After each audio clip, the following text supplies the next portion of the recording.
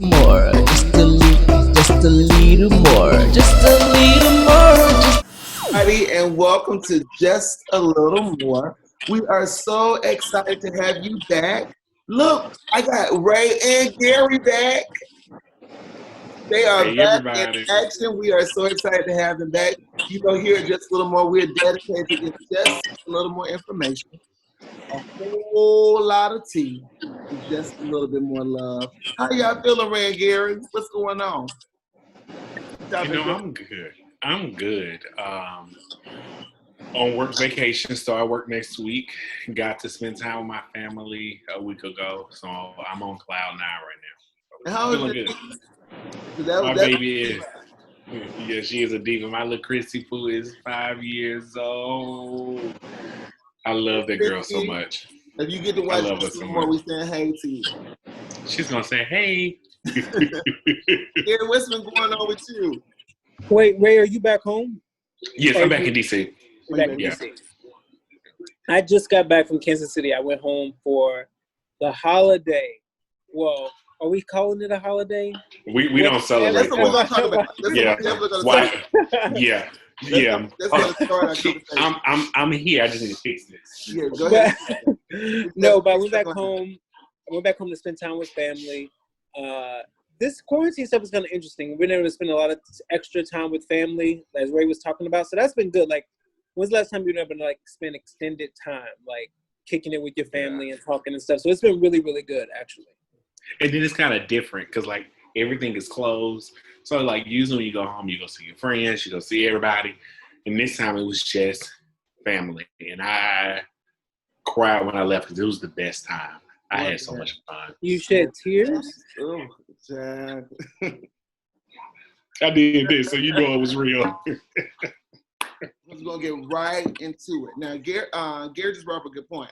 Now, a lot of times, you know, it's been 4th of July. Everybody get their new outfit. Everybody be ready to go to the barbecue, ready to go. But this 4th of July was very different. And I saw it very much so in our social media postings. I saw it in a lot of pictures and people saying like, are we blacking out 4th of July? Like, and then I've seen people who still celebrate, who are black, who still celebrate, who got their nice outfits, who, you know, wear the American flag and stuff. So are we for 4th of July or are we against 4th of July? What are your thoughts?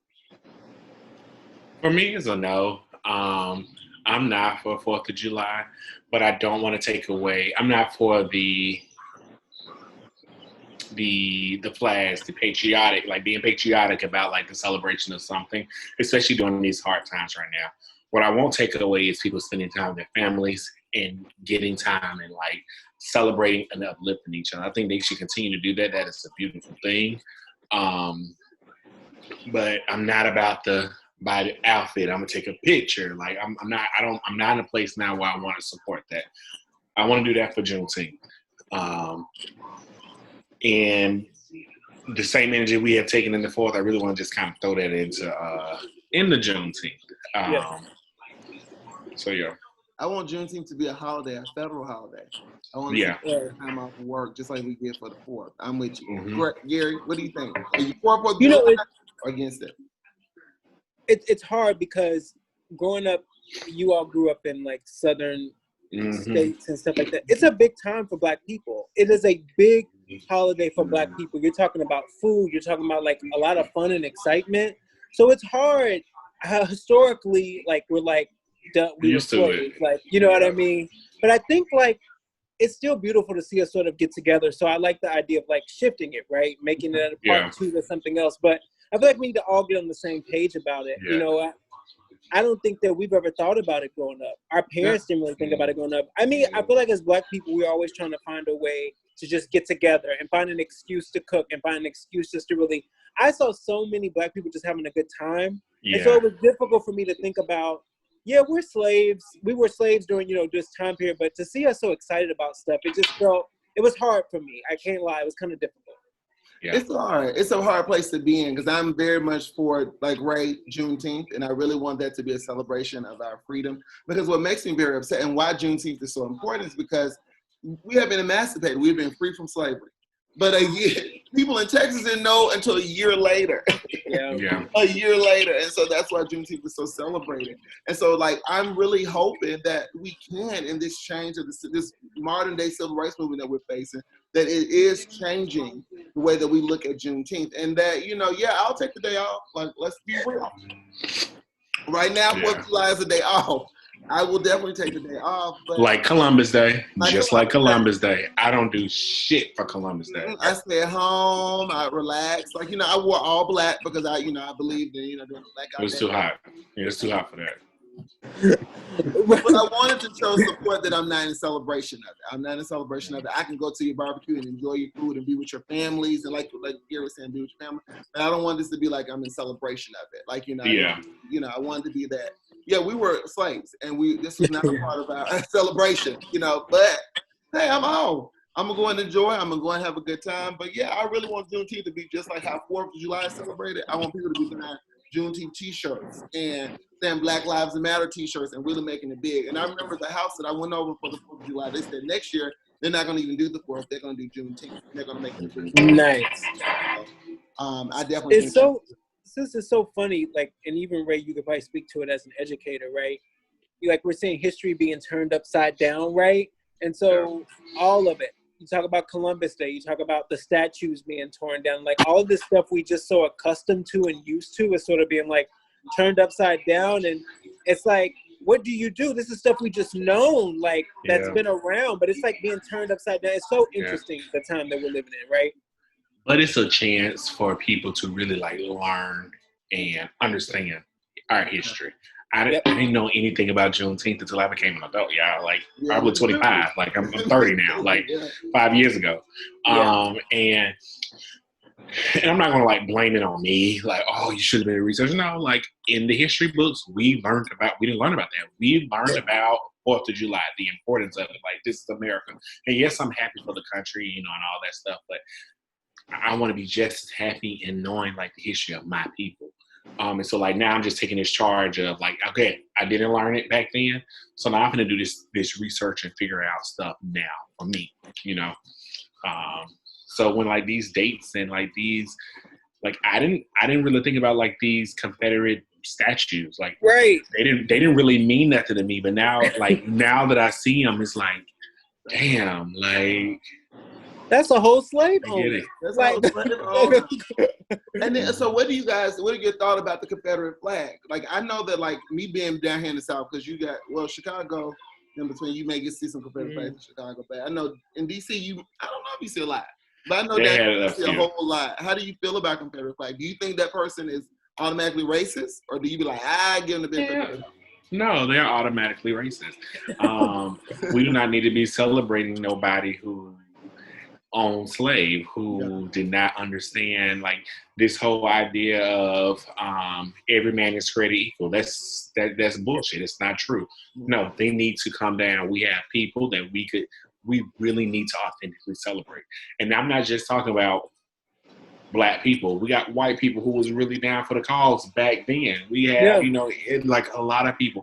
We need to honor our Native Americans who, this is their land. Like, they should see statues of them. And so I get the importance of it now. But back then, y'all, a statue to me was just a normal statue. But I understand now. Like, I get it. It means more now, you think? It means more. Yeah, it means a little bit more. I mean, I think I've heard people, like, one question that I've seen, like, on social media is, like, what would your ancestors say about the flag? Like, what would your ancestors say about these things? And so that's kind of the lens I feel like we should be kind of viewing it through.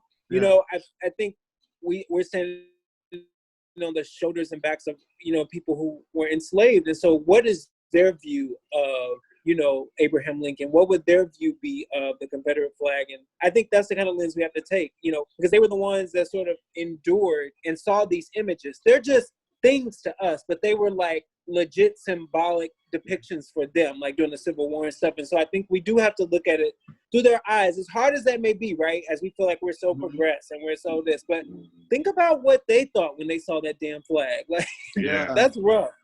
Yeah. That's very true. And the people, Okay. the people who are saying like, yes, we're for the country, but I'm beating these slaves, or I'm raping these black women, or stealing from Native Americans. Like but we are supposed to be celebrating these people, and it's not okay. It's not okay. And like the message is not okay for our kids. Like when I think about it in hindsight, I kind of always relate everything to my babies, but like it's not okay. It's not okay for them to be singing Robert Lee, or hell, even Abraham Lincoln. He can come on down too. Like, it's not imparted. No, I like Abe. I like the story. I don't know. But it's interesting to try to find, when you think about white allyship, right? During that time period, what white allyship looked like then, and what like we look for now. Like it's hard, and I think it's a new history book that has to be written, right? And so who's responsible for that? But see, that's the thing that people get. What is this white ally? Okay, describe to me what is a white ally. What should they be doing? What should a white ally really be doing right now? And what is a white ally? Is somebody who's just like, girl, I get you. I'm so for it. I'm so for you. Yeah, I'm so down. And they just have a conversation with you. What is a white ally? What do you think a white ally? Don't have a conversation. Huh? A white ally is, to me, someone who we can have a conversation, but I'm not your history book. Go out and learn your history. Okay? Yeah. A white ally is somebody who sees these systematic injustices, who see these systems that are not okay, and speak up about it. Mm-hmm. Prime example, we can talk about it in different lenses. The lady who is an actor and she's on the show Big Mouth that's on Netflix. She was playing a black character. She stepped down from playing that black character because she said, no, this is not okay. I need somebody this role should be for somebody black.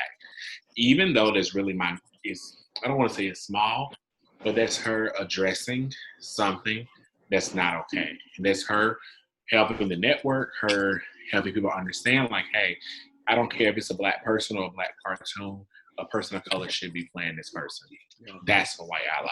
A white ally is somebody who is not just going to march and like support. There's somebody who's going to speak up, speak out to their family members, to their friends, to their communities. They're going to think about the people who are going to elect in these positions and see if their views really matches yours. So those are, to me, are like white allies. I love that. Clap.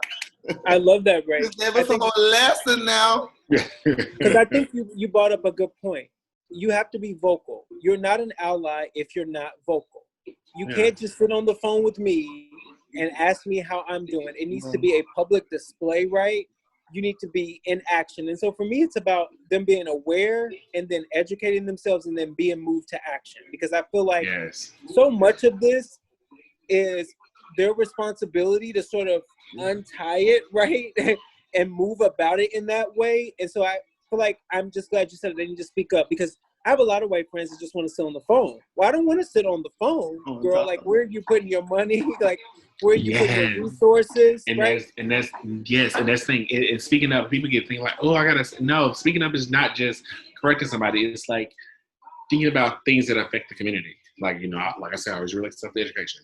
If I'm teaching black kids and teaching this area that's low income, that I'm not just showing up there from 7 to 5 every day. Right. I'm gonna be in the community. I may shop there. I want to put my money where I teach. I want to help this community out. Hey, I want to be a voice. Yeah. Like, hey, this is not going well in this community. Let me speak up. Hey, I'm going to support my students' games. If my students playing football, basketball, I'm going to show them that I care. I'm going to go to those games. I'm going to talk to their coaches. I'm going to reach out and do all these type of things to support.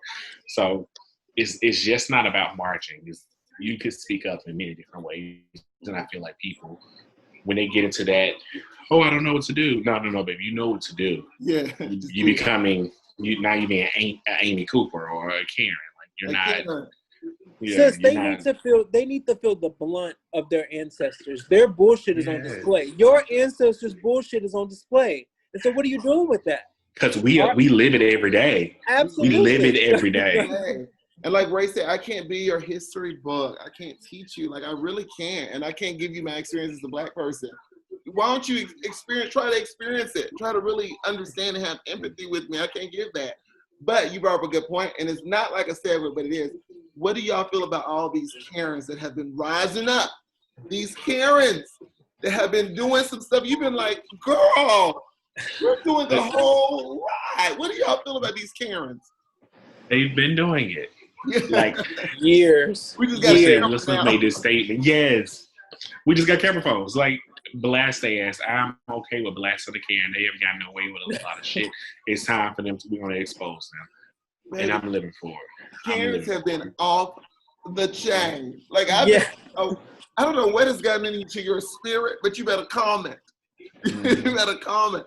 They have been really going off. I've been like, excuse me. And I live for it. I live for all of it. I don't feel bad for it at all. You want to act a fool, we're going to expose you, because then you want to cry wolf, and then the Black guy or Black woman is being accused of something that they really didn't do. No, blast your ass. Yeah, the video of the guy in Central Park, and like he really had to record her, and you saw all the mechanisms that she was doing. Like, I know how to get this man in trouble. Like, I know how to get this Black man in trouble. I'm gonna cry on the phone. I'm gonna be like, she's gonna do all those things. It's amazing that that Karen, and it was in New York. Like, it wasn't even down here in the South, which I probably would have expected and been like, but it's like in New York, you're like, wow, girl, you really tried that for real? And that is a real thing. That is very real. And she was the one disobeying the law. Oh. She was the one not doing right. Well, we have a problem with Karens, but we do have a Ken, but he's a Black Ken. His name is Kanye West. And so we listen. Kanye has lost his mind a little bit. And so we segue in a little bit because, he's announced his presidency for running for president for 2020. What are your thoughts? What are your thoughts about Kanye? I mean, I thought he was pro-Trump, so I thought he was going to, just vote Trump. But he said it's his time. Kanye is a cone.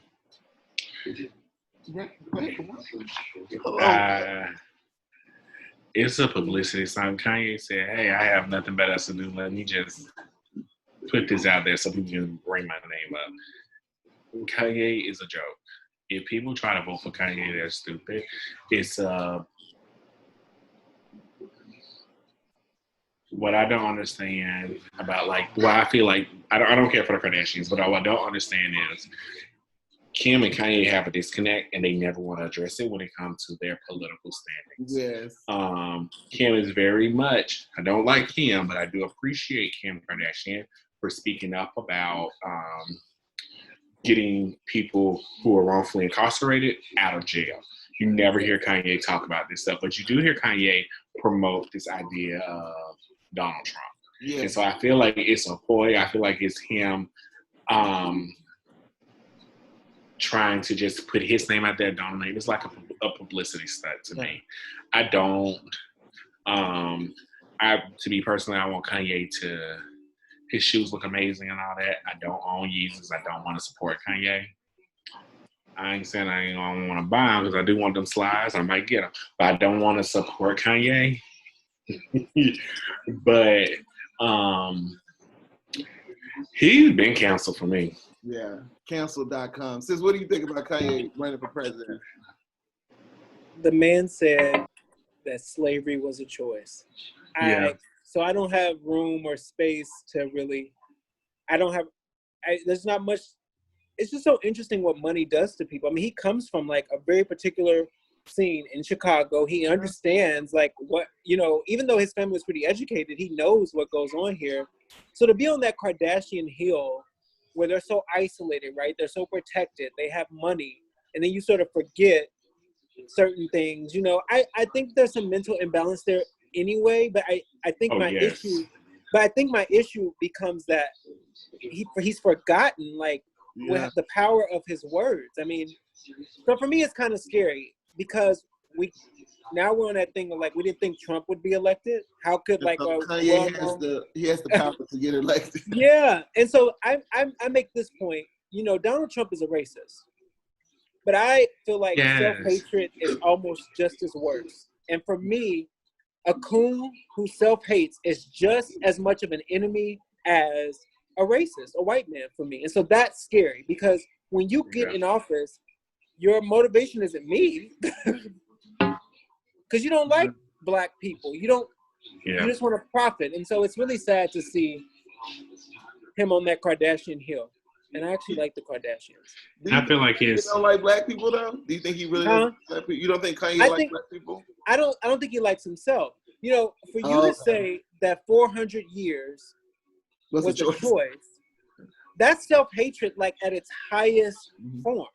That your ancestors like that's self-hatred to me. I don't care. Like for me. Yeah. And I feel like ever since his mom passed, and I don't know Kanye, this is my theory, his soundboard has went away. I feel like she was the one that kind of kept him on the path. She was the one that kind of guided him. Yeah. And so by her not being there, he present this way of like he is indestructible. But that's just my theory. That's how I feel. I don't know if it's true, but like that's allegedly. Johnny sued. Yeah, don't get sued. We are not saying. One of those things, like, sis, it's one of those things we have to like really separate. Do you like and love us, or do you like and love our culture? Because those are two different things. And so you can like and love our culture and how we show up, but then when it comes to systems that impact us educationally, you know, stuff like that, you're not with it. But they love the culture of it, and that's the sad part for me. Yeah. I think the biggest thing, like especially right now, and then we were talking about this a little bit in the conversation with some of my artist friends, and we're talking about how, and this goes back into time when we talked on the last taping with all those people that we weren't on. I just wanted to bring that up. It was just us artists. We just having a conversation. Don't hate. But no, we were talking about how, like, you know, with Kanye, how he kind of, like you said, he likes black culture. He's kind of profited. Like we were talking about, like how right now with this whole thing kind of goes back to our previous conversation about how like everybody's profiting off Black Lives Matter now. Like everybody's like, you know, doing their commercial or their thing now, putting their statement out. Do you really think it's authentic? Like these companies that are now saying, "Oh, Black Lives Matter. Oh, yes, we support Black lives," or do you, or you think they're just trying to get in so they won't get sued or lose black employees, or so they can still cash in on those black customers? I think the tables have turned. I feel like now people are starting to make change because people are now stepping up. And I'm gonna use in 2012, we know Trayvon Martin passed, and people were saying like Black Lives Matter. And it was just the same. But now we see people, like, their money is getting affected. Like, they are, like, they're understanding. Like, people are leaving. People are walking out. Not only black people, but white people. These organizations are, like, diminishing. Prime example, the Washington Redskins, literally, the owner said he is not changing their names. He got hit with FedEx and some other corporations saying they was going to pull. Now they're talking about they're going to think about ways to rename the organization. Yeah, that's the whole NFL right now. Yeah, but the NFL is, and the NFL get it too. They lost a lot of money because of Black Lives Matter.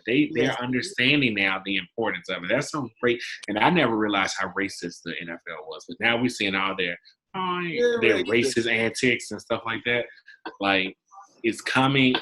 They're seeing a light. Probably not genuine, but they're feeling it in their pockets, and so they know, like, shit, I need to make change. Like, don't want to lose them black players who's making them money. You're right. That's it. That is very real. That's crazy. I think it's a case by case basis. I think we can't put a blanket, right? Like you look at Starbucks.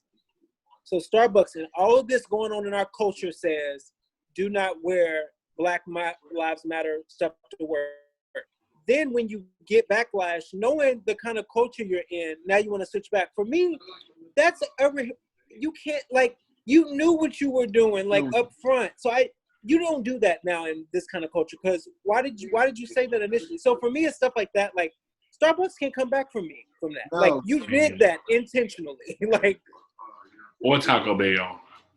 What did they do? Did you see a video of the guy? Yeah, he was let go. Well, I saw a video of a guy, a black guy. He had his Black Lives Matter mask on, and I think he was he let go or fired or He had to go. he had it on because he wouldn't take it off, and he said, I'm not refusing to take it off." And the lady was like, "No, this is our standard rule. You can't have this mask on." He was like, "When did this become a rule?" So it's like, you're right. Like Taco Bell, I love coffee. I drink coffee like all the time, but Starbucks, when they did that, I'm like, this is your second time. You tried it. Yeah, this is your second time. Like you already arrested a black man for just sitting there having a meeting.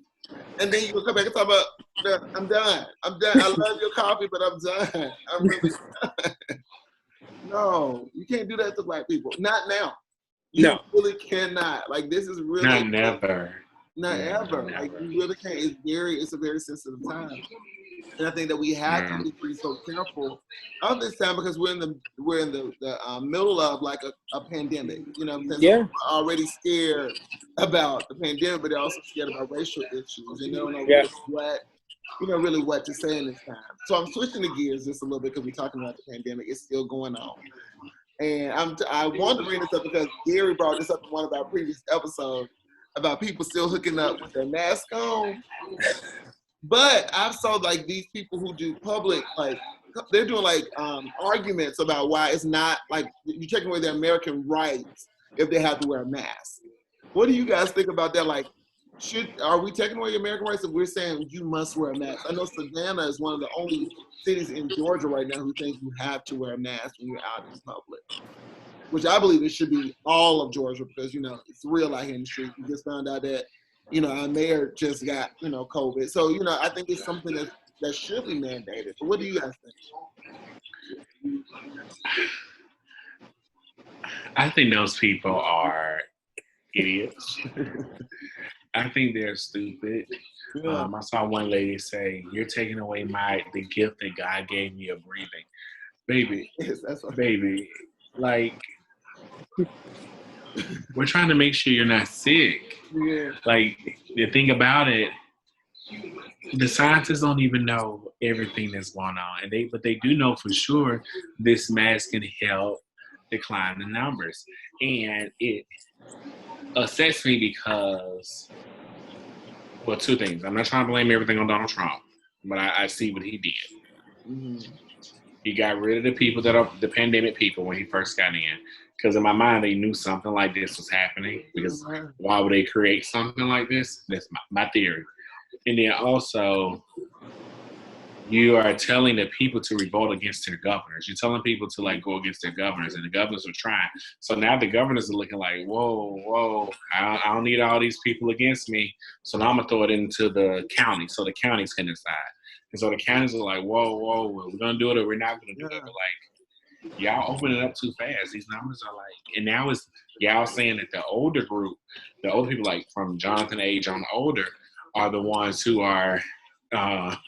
You trying to who's their population they get affected, but it's not. It's now affecting the younger people and even the kids. They said older, like I'm in that young population, that young. No. You're in the elderly population. Government, I need to stay at home. You need to stay at home. Yeah, you can go to Target from 6 to 7 a.m., baby. Which I prefer. Right. Since I think Ray hit it on the nose, this is a top-down issue, right? And so we've politicized mask wearing. This is a public health crisis. This has nothing to do with Republican or Democrat. It's like, wear the mask. It's just like seat belts and stuff like that. These things are put in place to keep everybody safe. They're not like, but you got your president having rallies and not encouraging this type of behavior. So it's hard. Like, sis, Ray, this stuff is open too soon. This stuff should not be open like that. Like, it's scary. Like, way too soon. I mean, I remember when Governor Kim started opening stuff, I was like, whoa. Yeah, Atlanta opened up before. Yes. Everybody. It was like we're closing down. We're opening up. Like, damn, Atlanta, we just slept for one night. We're opening up again. Like, yes, we have opened up, and then California just had to reclose, and so that's really a big fear that we have, like with schools opening up and everything. Like, we think it's gonna close back down, child. Like, I mean, I don't really see it. The cases they said that it's going to get worse, and so I'm just like. I mean, we only got one stimulus check. I'm waiting for my next check. That's what people waiting for. They waiting on this next stimulus check. They thinking that, but if you dead, you can't spend it. If you sick, you can't spend it. They send all that money to them dead people. They could send that money to me. I need that money. I keep telling people like, you care about the stimulus check, but if you dead, you can't even spend it. No, but they were sending money. They made them say can send money, like checks to people who are already deceased. Do they it's stupid. It's so stupid. Yes. Oh, now that's something. Now they could have gave that a little double. What you got double? You still alive? No, I could have extra. I only got $50. I mean, I could have got $100. No, I didn't know that. I know that they had sent one person. They had sent like all the checks. Like I think they had almost like $1 million in their account. Yeah, they had a lot of yeah. And the thing that I said, if that would have been in my account, or would have been gone. Y'all wouldn't have heard from me. I would have been off the grid. I'm closing this account out today, sir. I'm closing this account out today. Today. I need all of it. We're done. We're done. No questions. And I'm not giving it back. I'm on the run. Like, done. Like, no. If you gave me all that money, we're done. And so, yeah. So, no, I didn't know they were sending checks to, people who are dead. I mean, that kind of worries me. That your citizens are alive for that. That kind of scares me a little bit. But I guess, Ray, you can talk about this with education a little bit. What do you believe? Because I know that we're thinking about a couple of options about, safe ways to open up schools. Do you think kids should go back to school right now? Do you think they should be virtually only, or just around the board? What do you feel? Like, not for your school, not for just like in general. At first, because the numbers were declining, I thought it would be okay for like students to come in once or twice a week. Students do their best learning in school. Like they need to be in school. They need to be around other kids. They need to be learn like how to be social. But they need that in school. To be honest, I am okay with the idea of kids coming once or twice a week to school. But however, I am nervous about the pressure it's going to put on families who have siblings or like families who work or like, I am kind of a bit confused about that. So I am kind of like 50-50. I do understand the purpose of social distancing. We need it, but I also understand the importance of our kids interacting with other kids. And so I am kind of at a loss when it comes to it because I really don't know. Yeah. I don't even know how I'm supposed to social distance with elementary age kids. Like my kids, every day see me and want to give me a hug, and like we have to reverse the stuff that we have taught them about. I love you. I'm here for you. Like to say, So it is kind of hard. Like literally, I went to the grocery store last week and saw one of my kids, and she just ran up to me and gave me a hug. And I didn't want to say stop because she ain't seen me in forever. Like yeah. So, but like it's going to be hard to do that. So I'm at a loss. It has been very hard. I've seen a lot of my babies, because I work with the like theater and after school program, and it's just like it's hard when you see them and you want to run and you just be like, Mrs. Johnson, you be like, air hug, like you know what I'm saying? Because a baby don't understand you saying no. That makes them feel a certain type of way, and I don't want to make a lambs feel that way. So it has been very hard. I'm for.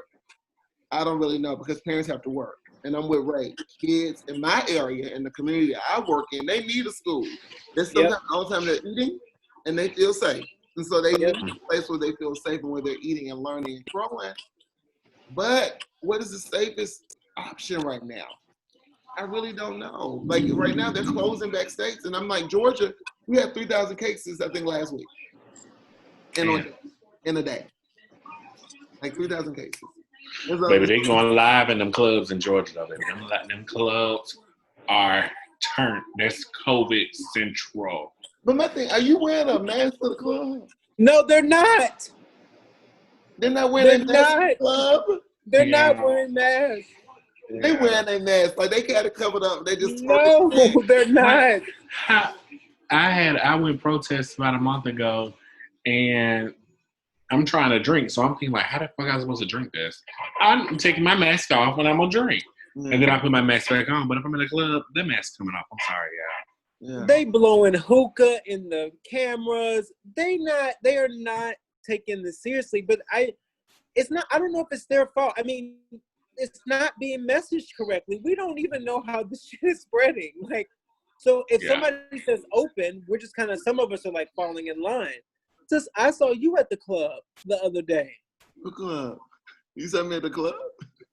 What was I doing? You talking about Ray? Oh. You saw me at a club.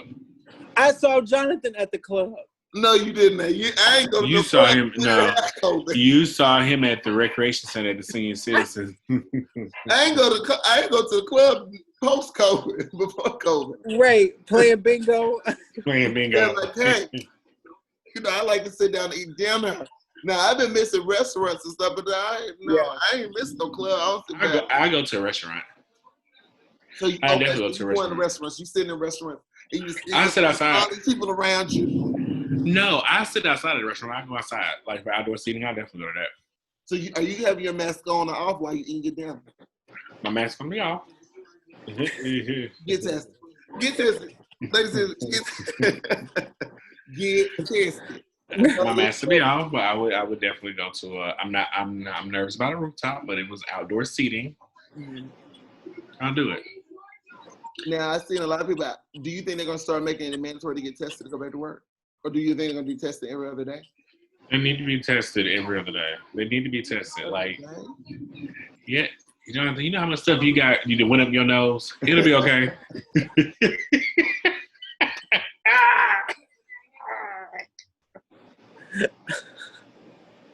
Oh, you tried. Nothing has went up my nose like Grayson might need to do some other tests that need to be. Nothing has went up my nose. Don't you worry, Mom. But no, I think so. Like, we need to. We can be asymptomatic. Like we need. We need to. Gary, do you think everybody needs to be tested every minute, every day? No, not every minute, every day. I think people need to be tested though, because people are spreading it that don't know that they have it, or like aren't showing any like symptoms of whatever it may be. So I think it'd be beneficial if everybody just got tested. My fear is that a lot more cases would rise if people started like. My fear is that science just doesn't know enough, and so that freaks me out. Like, I know people that have it; they just tell them to go home in quarantine. Like, there's no medication, there's no vaccine. Like, I would be freaked out if they told me you're positive, but just stay at home. Yeah, that's scary. Like, that's some scary. That was terrifying me. Like, so I could die at home. Like, I'd be like, can you admit me today, please? Just look after me. So I got one thing I want to bring up. Okay. So 15 years ago, Patrick Ian Pope made this groundbreaking show called Noah Ark, and it highlighted the lives of these 4 Black gay men. It was only done for 2 seasons, and they also had a show, a movie. Mm-hmm. Yes, yesterday they premiered the Noah's Ark. Rona Chronicles, which was very, very good. Did you all get a chance to watch it? I did. I didn't watch it. Tell me about it. Where's it at? I know I'm late. I did not see it. I know. What was it about? Well, you need to watch it today because I think it goes off. It's free on YouTube. It's on YouTube? Okay. It's just reconnecting with all the fellas. Zoom style. It's so good. It's really good. It was really cute. I hated that it ended really fast. It's nothing but an hour, but I understand. What can you do with Zoom? Like for more than that. But it was just good to. I didn't have logo on our cable package growing up, so I was exposed to Noah's Ark when I got to college, and it Just was a little so day boy watching Noah's groundbreaking. Ark. And then yesterday, before it came on, it went through all the series. It showed like the big, the super trailers for each one, and you was like, wow, the stuff they went through is so prevalent. Like right now, like, oh my gosh, that's me. Oh my gosh, like I know somebody who did that. Like, damn. The show is groundbreaking. Yeah, it was before its time. Like that show right now, if Noah's Ark came out right now, it would be a groundbreaking hit. Like it would be. It would be like on for many, many seasons. It was before RuPaul's Drag Race.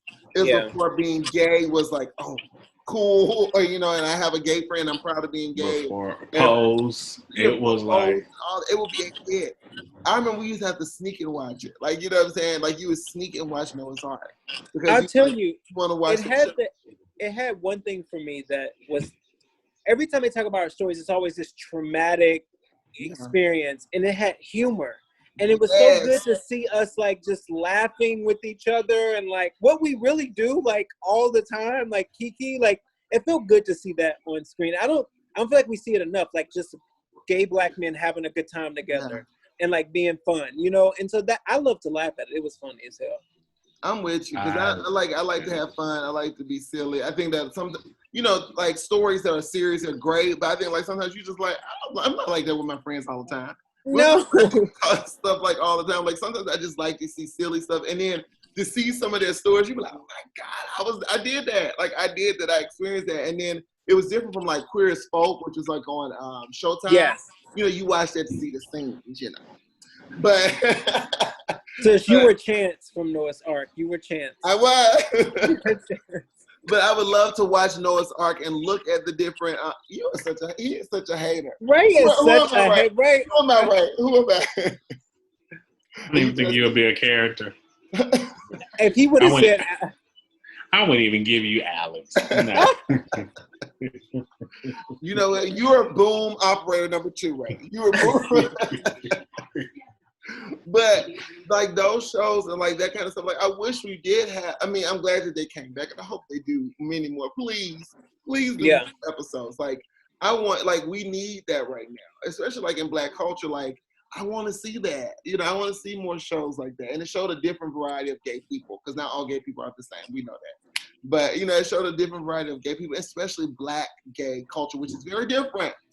Yes, from white gay culture. Very different. I believe. White gays, they have a very different story in joining. I'm not down in their story. Yeah. But it's a very different journey. I'm talking about Black gay journeys and their experience dealing with the DL brother, dealing with, you know what I'm saying? Just all the stuff. So I'm really glad. I'm glad you brought it. I'm going to watch it. I need to get a part of it. I'm like, You need to, and then I want to promote everybody too. Because they did it on a platform like YouTube, which is amazing. They are doing a GoFundMe, and it's the money is going towards local LGBT organizations, and one of them is a youth program in Alabama. So I just want to kind of encourage everybody to go to Patrick Ian Pope page, go to Daryl Stevens, who is Noah's page. You can on their Instagram, and you can see it in their bio. The link for the GoFundMe, and just support. They're trying to raise, I think, like $100,000, and I think it's very, very good for us to support, especially knowing like they didn't have a major network to back them up. Yeah, they did this, so like they put money in this, and I just want to make sure we support our own. So, Ray, do you know if does one of them have backgrounds in Alabama or something like that? Now that was kind of weird to me. I don't even know. I was wondering the same thing, because it is kind of weird. Like, well, not I weird, love that but they like chose that one. But that's crazy. It's like it's several different organizations there. We need it in Alabama. Yeah. Yeah. Yeah. So I was. Yeah. They may put us in conversion. They got conversion therapy in Alabama, so please, we need it. Yeah. So I just want to support everybody. I just want to tell everybody to just support as much as possible. It was an amazing hour. I wish it was longer. Wanda Sykes is playing a mother. It's hard to look at Wanda Sykes as somebody's mother talking about she got a husband. I know, because she's been a lesbian for years. You like that lesbian auntie, you just like, I know you've been a lesbian for years. You know. That is auntie, that is not your roommate. Give it up. Come on out, auntie. That is your auntie. You know, that's your good auntie. So, well, as we closing on up this last few minutes, is there any other things that you want people to know just a little more about? Anything else? I like that you brought that up, Ray. Anything, Gary, that you want people to know just a little more about? Yeah, election is coming in November, and I think I saw a stat that said 4 million 17-year-olds are turning 18 before election. And I think that's a very interesting number because who's like talking to that 17-year-old voter, right? Like that's turning. And so voting is going to be really huge this year. And I just hope that people are really thinking about it. We know voter suppression and stuff is huge, especially in like southern states and stuff like that. And so I just want us to really start thinking about that. And I really hope that Biden chooses a woman of color as his running mate, but that's a completely side story. But I just encourage people, I'm not always, and y'all two know this, I haven't always been engaged politically and stuff. And it's really, I've become very much so engaged in what's going on. And I just encourage other people too. It is impacting us. So that's what I would say. And he needs to hurry up and like, I'm waiting for him to let us know who it is. Like, I hope it's Stacey Abrams. I do too. Yeah. I believe she can help him win. Yeah. Yeah. But yes, that's mine. For Beyonce. Well, I want people to know just a little more about how special they are. I hope that during this time that we're scared and we're worried and we have a lot of issues going on, I hope you take some time to know how special and valuable you are. And because you're so special, God made you with your own fingerprint. So nobody's like you. You got your own fingerprint. So please don't think nobody can do what you're doing. So whatever you have on your heart to do, whatever your mission or whatever you feel like is deep inside that you need to go do it today because nobody can do what you're doing. That's how special you are. So go out, live your dream, and know that you're so special and loved. I hope you feel loved in this moment with just a little more. We are so glad that you tuned in with us. Share this, like this, subscribe, and we'll see you soon. Jonathan, you talking about them nails? You get them nails done, baby. You talking about the fingerprints. So you need to go.